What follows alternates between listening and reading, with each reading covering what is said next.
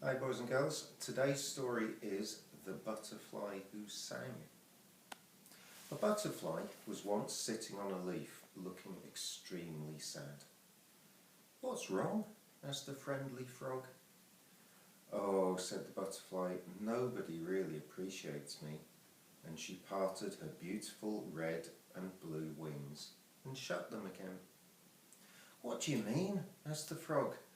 "I've seen you flying about and thought to myself, that is one beautiful butterfly. All my friends think you look great too. You're an absolute stunner."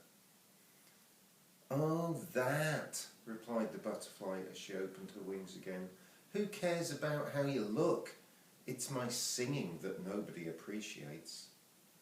"I've never heard you singing, but if it's anywhere near as good as your looks, you've got it made," said the frog. "That's the trouble," replied the butterfly. "People say they can't hear my singing. I suppose it's so refined and high that their ears aren't sensitive enough to pick it up." "But I bet it's great all the same," said the frog. "It is," said the butterfly. "Would you like me to sing for you?" "Well, I don't suppose my ears are sensitive enough to pick it up, but I'll give it a try," said the frog. So the butterfly spread her wings and opened her mouth.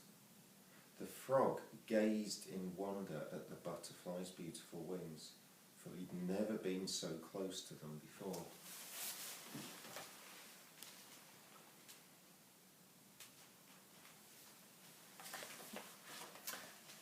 The butterfly sang on, and still the frog gazed at her wings, absolutely captivated, even though he could hear nothing whatsoever of her singing. Eventually, however, the butterfly stopped and closed up her wings. "Beautiful," said the frog, thinking about the wings. "Thank you," said the butterfly, thrilled that at last she'd found an appreciative listener. After that, the frog came every day to listen to the butterfly sing, though all the time he was really feasting his eyes on her beautiful wings. And every day the butterfly tried harder and harder to impress the frog with her singing, even though he couldn't hear a single note of it. But one day, a moth, who was jealous of the attention the butterfly was getting, took the butterfly on one side and said, "Butterfly, your singing is quite superb." "Well, thank you," said the butterfly.